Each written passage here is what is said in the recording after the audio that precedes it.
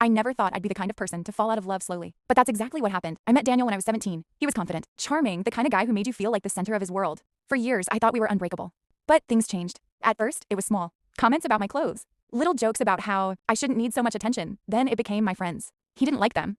Said they were a bad influence. Eventually, it felt like my whole life had to fit inside the version of me he approved of. If I didn't text back fast enough, he'd go silent. If I questioned him, he'd flip it on me. Somehow, I was always the problem. And then there was her. Mila. He'd mention her from work, always with a smirk. She's obsessed with me, he'd say. Honestly, I could be with her if I wanted. One night during a fight, he finally said it out loud. Maybe I should just go be with Mila, at least she knows how to treat me. That should have broken me. Instead, it planted a seed. A week later, I met her by accident. I went to surprise him at work, but he wasn't there. She was. Mila recognized me instantly, and for a second, I thought it would be awkward, but it wasn't. She smiled.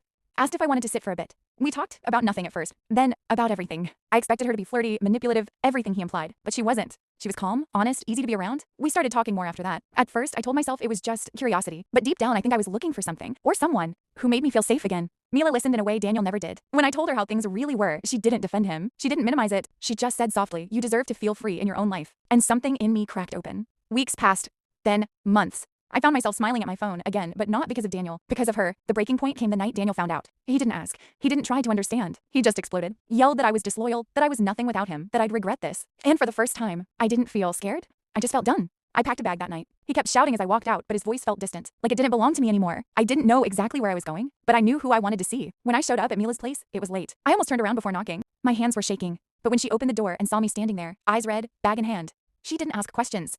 She just pulled me into a hug, and I broke down. Not because I was sad, but because, for the first time in a long time, I felt safe. We stood there for a while, just holding each other, and when I finally pulled back, I looked at her, really looked at her. "I don't want to go back," I said quietly.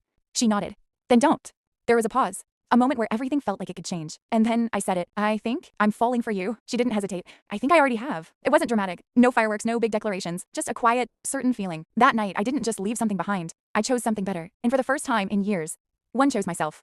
And somehow, in the middle of all that chaos, I found love where I never expected it. With her. Title: I never believed in gut feelings. You know, that sense people talk about when something feels off for no reason. I always thought it was just anxiety or overthinking, until last winter.